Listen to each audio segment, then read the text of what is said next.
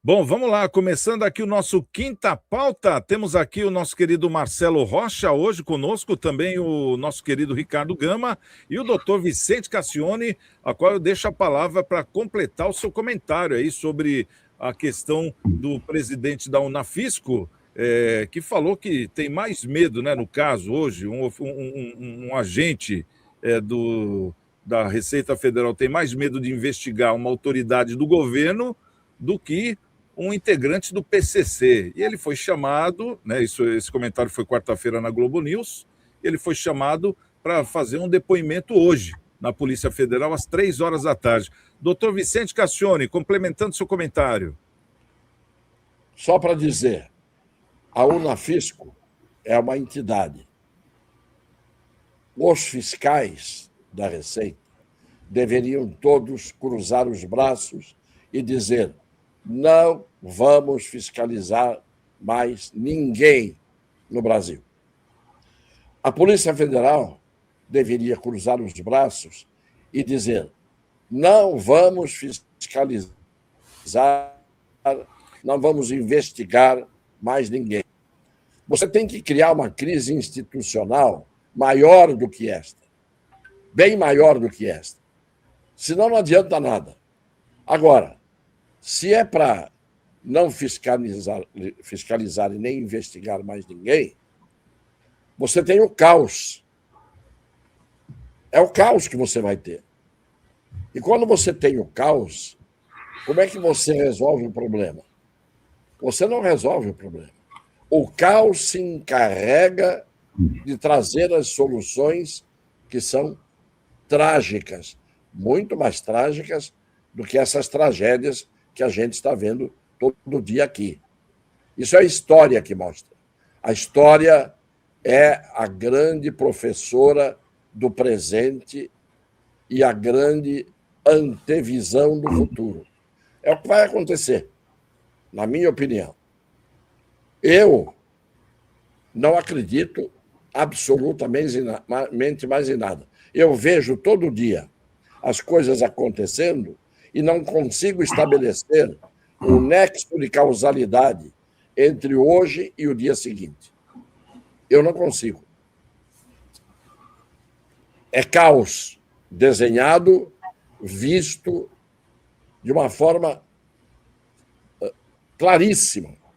Agora, tem gente que aplaude isso, tem gente que está a favor disso, tem gente que ideologicamente, mas bestas, uns idiotas, uns imbecis, que não são capazes de enxergar o mal que vai lhes afligir amanhã, não vê. Eu vou terminar só com uma coisa que ninguém praticamente falou, não aqui no programa, em todo lugar. A escola de samba que ia homenagear o Lula, vejam a torpeza e o torto como está vigorando. Ela ia homenagear o Lula, tudo bem, que ela homenageasse o Lula. Traz o seu currículo, o bom, não traz a capivara, não traz a folha corrida, não traz a folha de antecedente, traz o bom, o currículo bom, se é que existe. Mas o que eles fizeram? O que tem que ver uma homenagem ao Lula, você colocar um carro alegórico com um Bolsonaro de tornozeleira eletrônica atrás das grades, dentro desse carro eletrônico, desse carro alegórico? Entenderam aonde que morre a homenagem? Porque não tem nada a ver em homenagear o Lula você colocar o Bolsonaro preso, fantasiado de palhaço. Isto é o dolo, isto é a má-fé. Ainda bem que deram o troco certo para essa escola. Colocaram-na no lugar em que deveria estar esse governo, rebaixado. E a forma de fazer o júri da Marquês de Sapucaí seriam os brasileiros, em outubro, darem a resposta. Só que eu acho uma coisa. Eu acho que o encomendou esse desfile do jeito que foi feito. para se tornar inelegível e cair fora, porque ele já sabe que perdeu a eleição pelas pesquisas atuais. O caminho está sendo muito bem definido. Então, a forma de ele dizer que caiu fora, sem parecer que fugiu, é tornar-se inelegível. Então, encomendaram esse desfile, porque nenhuma pessoa de inteligência iria encomendar um desfile desse ou permitir um desfile desse, sabendo que a consequência pode ser a inelegibilidade, a menos que ele a quisesse. É a minha opinião, pequenininha, nesse universo gigantesco de opiniões. Doutor Ricardo Gama, vamos lá, o seu comentário nessa questão aqui do presidente da Unafisco, que diz que tem mais medo do STF do que do PCC. No lugar dele, o senhor também traria esse comentário ou não? Santiago, toda a minha solidariedade ao presidente da Unafisco, Kleber Cabral. O que demonstra é o seguinte: o Brasil não é uma democracia, é uma hipocrisia institucional. A gente vive sob o manto da mentira, das falsas instituições que funcionam plenamente. Eu não sei qual foi o ponto que o Brasil se transformou numa república de covardes, porque se até no regime militar, quando tinha algum preso, alguma pessoa que estava ali sob o manto de alguma suspeita, as instituições, as associações, sindicatos se uniam para poder defender. Eu não vejo esse apelo todo, esse apoio das outras instituições. É um presidente de uma associação muito importante dos auditores fiscais da Receita Federal, é um auditor fiscal de carreira, uma pessoa que fez um comentário democrático. Até porque a questão que envolve PCC nas investigações realmente é muito mais fácil, porque juízes de primeiro grau podem determinar investigações com relação à parte fiscal. Agora, para você investigar o ministro do STF, tem que ter muitas e muitas e muitas autorizações. Ou quando se vem a notícia de um crime, a notícia de fato, é dever da Polícia Federal, é dever do auditor fiscal também reportar as informações com relação a casos desse tipo. Agora, o que chama atenção também em tudo isso é que se trata da esposa do ministro do STF. Existem barreiras com relação de ordem aí moral, de ética. Por que ele vai avocar isso daí? Ele vai chamar um presidente para perguntar: por que você disse isso? Que democracia é essa? Que república de covardia, de covardes é essa? Onde parlamentares têm medo de falar, onde as pessoas não estão ali para poder cobrar o devido processo legal. A auditora fiscal aqui do Guarujá, parece que ela estava atendendo uma outra pessoa no momento em que se apontou o dedo como um momento de uma pesquisa com relação a essas pessoas que são ligadas ao ministro do STF. O que chama a atenção é que colocar tornozeleira sem um devido processo legal, pessoas idôneas, pessoas que são servidores públicos de carreira, pessoas que estão ali fazendo o seu trabalho e que não tem nenhuma nódoa em sua conduta, sequer responder a processos disciplinares, e todo mundo cala a boca.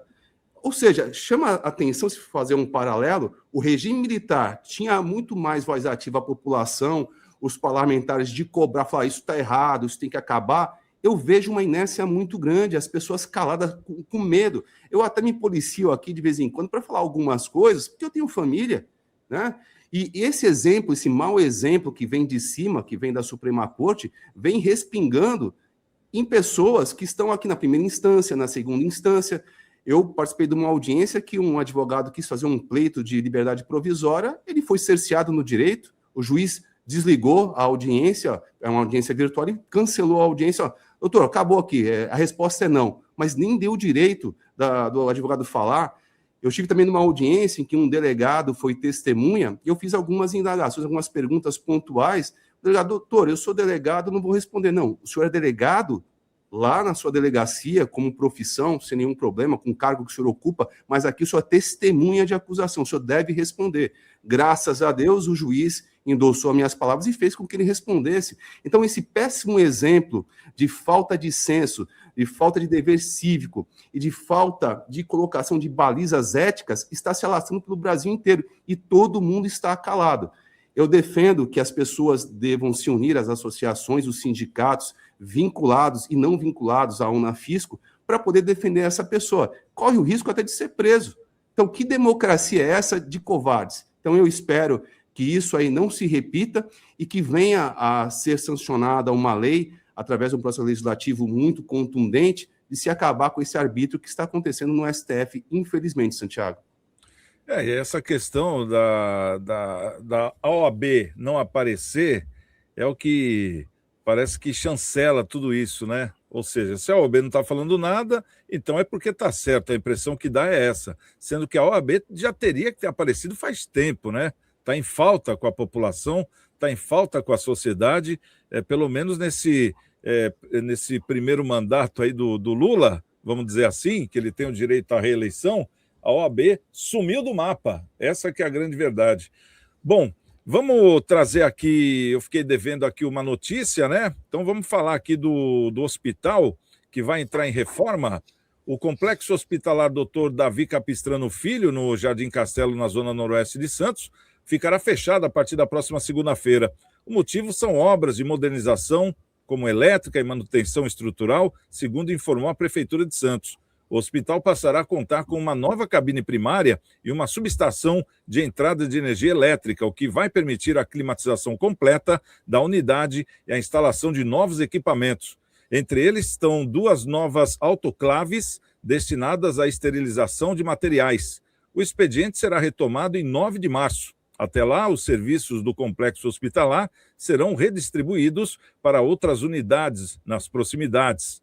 Paralelamente, a modernização da rede elétrica também será realizada serviços de manutenção pontual em diversos espaços, como a área administrativa, recepção, escadarias, centro cirúrgico, área externa da psiquiatria, telhado, sala do teste da orelhinha, raio-x panorâmico, lactário, sala de vacinas e impermeabilização da fachada dos fundos do hospital. O custo total das obras será de aproximadamente 5 milhões de reais. Marcelo Rocha, um rápido comentário. Precisa modernizar, né? É complicado a gente falar, vai ficar parado o hospital, mas é para uma modernização, que isso aí de tempos em tempos é necessário, né, Marcelo? Necessário. Toda manutenção, modernização, né, principalmente no ambiente de saúde, é importante, né? Eu sempre tento, né, analisar se existe a possibilidade de, pelo menos, deixar funcionamento precário, né, para aqueles atendimentos de emergência, aquela urgência tal, que vira e mexe acontece, né, Santiagão? E aí as pessoas têm que se deslocar para um local mais longe, né? Mas se não tem condições, que seja fechado, mas que seja rápido, já que vai fechar tudo, seja rápido, né? Mas é bom, viu? Toda reforma vem e ajuda bastante aí ao atendimento para a população. Ainda mais a questão de climatização, né? A gente fala, ar-condicionado é frescura. Aqui não, né? Na Baixada é necessidade, né? Falar a verdade, né, Marcelo? Bom, vamos lá, vamos trazer aqui a nossa última pauta. Vamos já trazer a nossa quinta pauta. A quinta pauta de hoje, a gente vai trazer essa notícia do Donald Trump, que tomou o petróleo da Venezuela e, segundo dizem, foi na mão grande. Ele não pagou pelo petróleo, simplesmente pegou o petróleo. Bom, vamos lá. O presidente dos Estados Unidos, Donald Trump, disse ontem que 50 milhões de barris de petróleo venezuelanos estão a caminho de Houston, no Texas. Segundo ele, vocês já ouviram falar sobre a Venezuela? Estamos ajudando muito com o petróleo deles. Pegamos 50 milhões de barris de petróleo. Eles estão navegando muito bem em navios extremamente grandes rumo ao Texas. Foi o que disse Donald Trump. O ministro da Defesa da Venezuela, Vladimir Patrino, criticou a apreensão do petroleiro pelos Estados Unidos no Caribe como um ato de pirataria, enquanto as forças militares do país realizavam exercícios. Em um evento do Comando de Defesa Aeroespacial, Patrino classificou a apreensão como um ato grosseiro e grotesco de roubo, um ato covarde que usa a força para se apropriar de coisas que não lhes pertencem. A repreensão ocorreu 2 dias depois de os Estados Unidos terem apreendido um navio-tanque carregado com petróleo venezuelano na costa, marcando a primeira apreensão de petróleo bruto venezuelano desde a imposição das sanções em 2019. Essa ação representa a primeira medida conhecida do governo Trump contra uma embarcação relacionada à Venezuela, desde que ordenou um significativo reforço militar na região. A apreensão ocorre em meio a tensões crescentes com o presidente americano, sugerindo repetidamente a possibilidade de intervenção militar dos Estados Unidos na Venezuela.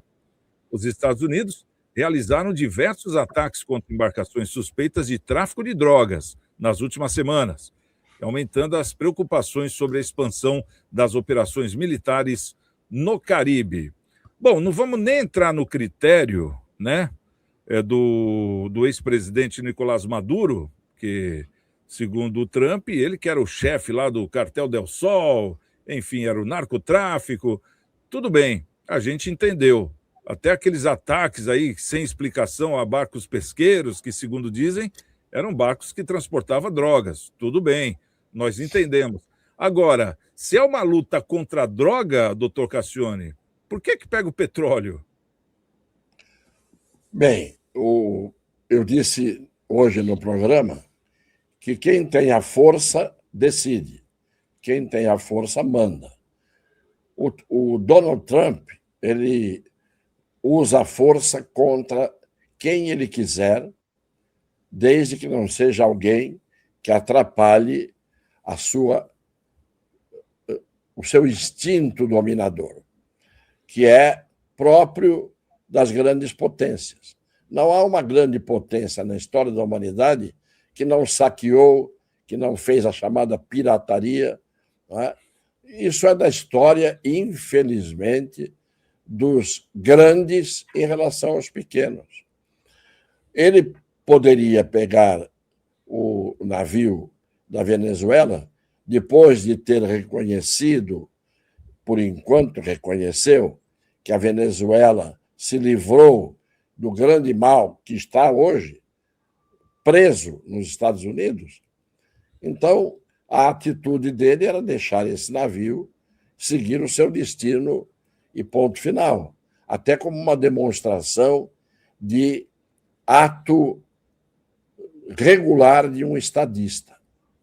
Mas o Trump não tem um parafuso em todos os lugares da sua cabeça. Como todo homem poderoso, chefe de um Estado poderoso, também ele tem lá um parafuso solto.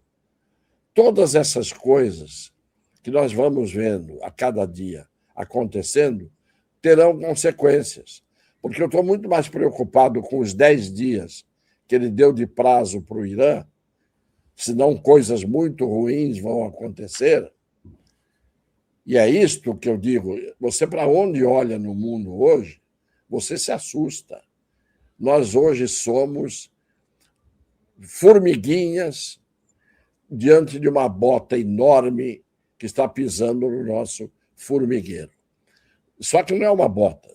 São botas internas, externas, botas que a gente sabe de quem são os pés que as calçam e outras botas que são invisíveis, os que estão ali usando essas botas. Então, eu não acredito mais em nada. Eu não sou hoje a melhor pessoa para comentar em qualquer programa dando as minhas opiniões, porque eu tenho idade suficiente para ter visto aquilo que eu vi e que sei que vai se repetir, e sei quando não há solução, e sei quando o doente que está entubado na UTI tem como único destino o cemitério. A gente sabe disso. Não precisa ter vivido tanto quanto eu vivi, basta ser um observador. Tenho certeza que vocês aqui têm o mesmo temor e o mesmo ceticismo. Alguns com mais contrapeso de esperança do que outros. Eu não tenho expectativa nem esperança. Ô, doutor Ricardo, a gente está vendo aqui um Donald Trump ultrapassando a linha, né? Vamos dizer assim, a linha do respeito, né?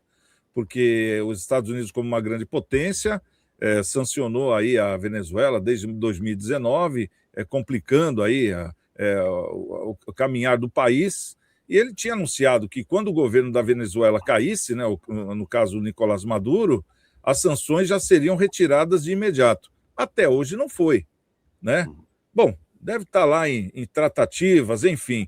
Mas nesse meio do caminho da caída do governo e dessas novas conversas, a gente vê uma atitude dos americanos que nunca foi visto, pelo menos assim, na cara dura, né? Como está aqui no nosso GC, Trump tomou o petróleo da Venezuela na mão grande. Simplesmente apreendeu um navio em nome da sanção, mas geralmente quando era apreendido um produto em nome da sanção, ele era encostado em algum lugar e ficava lá até ser apurado o que iria ser feito, né? Se ia ser leilão, enfim, qualquer coisa desse tipo. Mas não, ele já pegou o navio e já levou para o Texas anunciando que temos petróleo da Venezuela.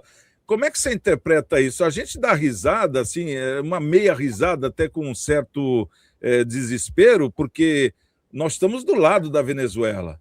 Se ele fala, poxa, está mais fácil do que eu pensava, eu como uma grande potência entrei na Venezuela, levei o petróleo, vou entrar no Brasil para pegar as terras raras, será que não é isso que passa na cabeça dele? Santiago, está tudo dominado. No caso aí, colocou-se como um mote a democracia para poder destituir Maduro. Maduro um ditador, sem nenhum problema, mas no discurso após a destituição de Maduro, a derrubada de Maduro, ele falou mais a palavra petróleo do que democracia.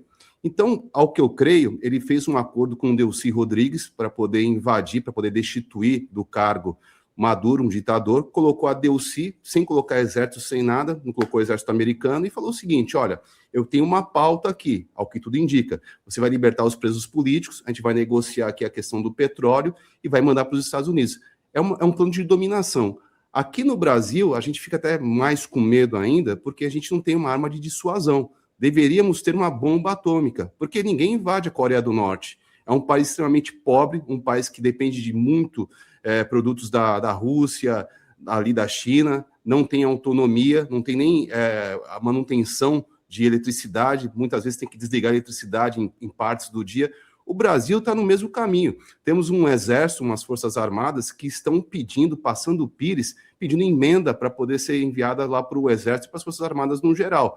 Então a gente fica com certo receio. Se o Lula engrossar um pouquinho mais, eu não garanto que, de repente, o pessoal possa querer invadir o Brasil, porque o Brasil não tem dissuasão, não tem força para poder combater o exército americano, não tem sequer bala para treinar. Então o pessoal fica pintando meio fio, sem nenhum demérito, é um trabalho digno por parte do exército, mas o exército brasileiro, as forças armadas no geral, não tem força para combater nada. Então, Trump é um grande negociante, é um empresário, não pensa de forma alguma no povo da Venezuela, não. A intenção é dinheiro, a intenção são divisas, é o petróleo, são as terras raras, e eu creio que vai ter uma série de invasões futuras, pode ser a questão do Irã também, como o Dr. Cassione colocou, a Groenlândia não se descarta, e o Brasil também pode entrar no jogo, no bolo, porque Trump tem a sanha do quê? De primeiro América, o resto que vai procurar, vai caçar coquinho, porque o que importa é o desenvolvimento americano. Mas o Brasil não tem força para poder combater se ele quiser invadir aqui, Santiago. A gente está vendo aqui justamente o que está dizendo nesse GC aqui da Band News. Estados Unidos atacam Venezuela e capturam Maduro e a esposa. Vamos administrar o país até uma transição pacífica. Marcelo, isso é a transição pacífica? Ou seja, pegar o navio de petróleo dos outros e levar embora? Se for assim na mão grande, é complicado, né? Se ele for ressarcir esse petróleo para a Venezuela, né, com um valor justo e tal, aí é uma outra história. Aí é uma retribuição ao que ele está pegando, do que estão, né, dizendo na mão grande aí, né?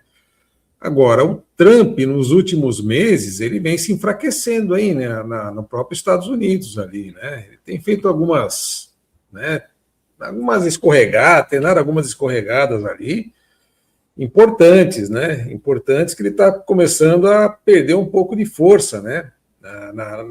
No próprio comando lá e também na economia, né? Na economia americana. Ele precisa, eu acho que, se realinhar, sentar com seu time, sua equipe ali, né, ver um melhor caminho, né, para poder ganhar mais credibilidade perante o mundo, né? Claro que ele está na maior potência, não tem a menor sombra de dúvida. O doutor Vicente Cassione, nosso mestre, ele falou muito bem, os 10 dias aí, né? Ele é maluquinho, que pode acontecer nesses 10 dias aí? De repente vai começar uma guerra de grande proporção e aí vamos estar nesse meio aí, começa a ter crise de petróleo, sobe preço, desce preço, pronto, mexeu no mundo de novo, né? O mundo revirou de novo. Então, tudo pode acontecer, Santiagão. Agora, o que a gente não está vendo acontecer, pelo menos não está chegando, não sabe se é algum impedimento por conta de plataforma digital, alguma coisa, é o povo da Venezuela reclamando. Se vocês têm alguma informação, eu não tenho, não consegui ver. Mas o povo da Venezuela reclamando do novo formato lá, tal, eu não tenho visto, pelo menos até esse momento, tá? Se tiver, por favor, traga. Também está aqui. Estou tão entranhado aqui em reforma tributária que às vezes a gente acaba perdendo, né, o time de ver as notícias aí de alguma coisa também. Mas o povo não está reclamando. Então quer dizer que alguma coisa de bom pode estar acontecendo, né? Então a gente tem que aguardar. Se ele pegou esse petróleo, entendo eu que ele vai pagar, né? Tem que pagar.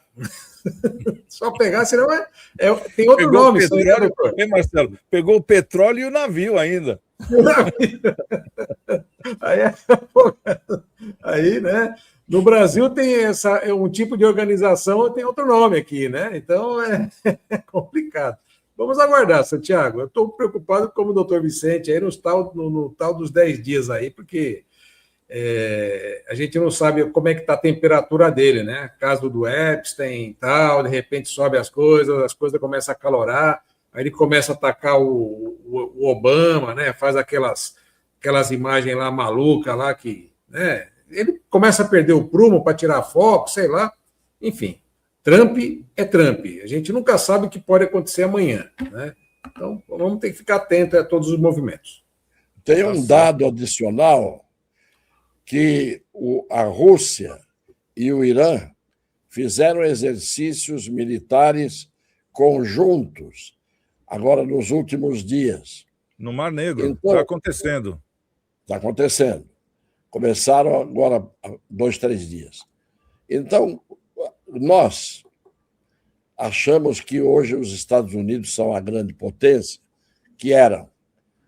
Só que a China, por todas as condições tecnológicas e por tudo aquilo que ela montou nos últimos 30, 40 anos, ela chegou num ponto que os Estados Unidos podem ter a maior força bélica ainda, a maior potência militar ainda. Eu não sei, porque a gente não sabe o que a China tem de verdade. Mas a China, hoje, é a maior potência econômica do mundo. E os Estados Unidos, inclusive, são um dos seus dependentes. Portanto, quem quiser fazer qualquer tipo de previsão, só pode fazer no dia seguinte. Prever a véspera. Exato. E acrescentando isso que o senhor falou, doutor Cassione, a China está entrando nesse treinamento também.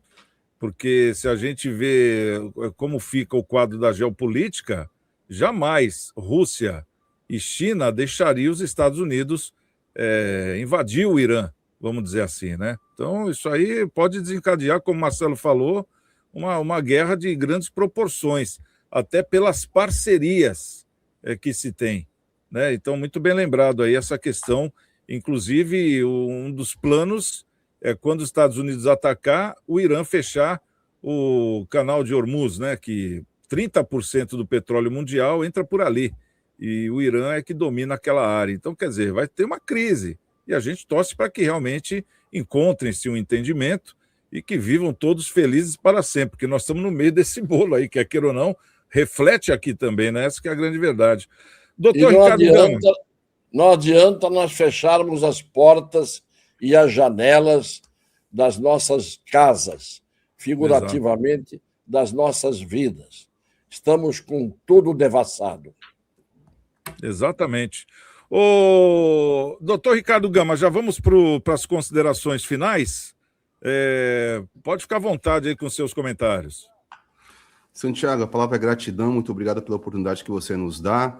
Agradecer a presença do nosso amigo, mestre, grande iluminado aqui do direito, o doutor Vicente Fernandes Cassione, ao nosso querido amigo Marcelo Rocha, a nossa querida audiência que nos prestigia.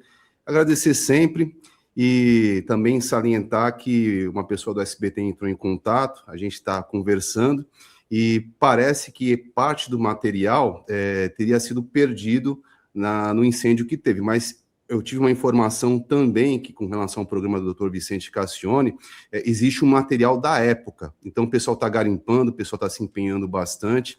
Agradecer bastante o César do SBT que está dando esse apoio para a gente. Muito obrigado a todos e a nossa audiência. Olha aí, Marcelinho, tá vendo? Homenagem aí para o doutor Vicente Cassione, que o Ricardinho está preparando, né? Suas considerações finais, ô Marcelo, fica à vontade. Todas as homenagens são justíssimas, né? E são valiosas também, porque batem no coração da gente, né? E isso deixa, com certeza, deixa o nosso dia mais alegre, deixa faz sentido tudo aquilo que nós vivemos, né? Então é importante, eu acho que é importante o doutor Ricardo levantar mesmo, trazer para que essas homenagens sejam feitas. E eu estou à disposição no que eu puder ajudar, né? Dentro das minhas limitações aqui do que eu possa fazer, estou à disposição sempre, né? Será um prazer aí poder colaborar, né? É um prazer estar aqui com você, com o doutor Vicente, o nosso mestre aqui, com o Santiagão, a nossa querida, amada, estimada audiência, né? E desejar um bom final de semana para todo mundo, final de semana de harmonia, de tranquilidade. Carnaval acabou, ainda vai ter aí pós-carnaval, né? Tem pré, tem carnaval, tem pós, logo tem o pós do pós. É carnaval direto, né? Então, vamos ter cautela aí, cuidado, né? E vamos curtir com a família, que é o que mais importa. Um bom final de semana para todo mundo. E agora inventaram também, viu, Marcelo, na metade do ano, o carnaval fora de época, né? Tem também uma semana de folia lá no Norte e Nordeste. Doutor Vicente Cassione, sempre um grande prazer tê-lo aqui. Suas considerações finais, doutor, fica à vontade. O que eu posso dizer? Eu digo que, Santiago, você me enriqueceu. Eu nunca dei valor ao dinheiro. A riqueza, para mim, é estar no plano afetivo. Você me enriqueceu me colocando nesse programa, que você comanda de forma tão magnífica, e quando é substituído por alguém que você sabe e soube escolher, que é o doutor Ricardo Gama. Mas você me enriqueceu por isso. Eu ganhei 2 amigos e eu sou muito seletivo em matéria de amizade. Eu sou antissocial, como regra, mas eu ganhei 2 grandes amigos, 2 pessoas a quem eu passei a querer muito bem, e vocês sabem que eu não digo nada que não saia de dentro do coração. O doutor Ricardo Gama, ele é, por isso, o grande advogado que ele é. Se um dia eu precisar de um advogado, vou pegar não preciso pegar o contato dele, mas vou contratar o doutor Ricardo Gama, porque quando ele põe uma coisa na cabeça, sai de baixo. Ele vai atrás, e se ele não conseguir, ninguém consegue.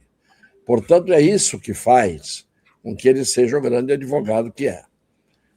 Já me tem como cliente potencial. Espero que eu não precise, pelas coisas que eu tenho dito e feito, não sei.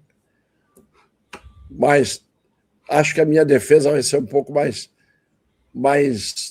maneira, por uma razão, porque com 84 anos que eu vou fazer, eu acho que uma tornozeleira eletrônica e uma cadeia, possivelmente ninguém se atreva a colocar em mim. Menos o Alexandre de Moraes, que é um atrevido. Um grande abraço a vocês, um beijo no coração de vocês. Muito obrigado pelo privilégio que eu tenho dessa convivência. Muito obrigado. Bacana. Então, quero agradecer aqui a nossa audiência. Muito obrigado pelo carinho de vocês todos. Nosso querido Marcelo Rocha, doutor Ricardo Gama e o nosso presente, doutor Vicente Cassione, todas as sextas-feiras aqui no programa. Então, um ótimo fim de semana a todos. Estamos com Deus. E segunda-feira, quem chegar primeiro, espera o outro. Até lá.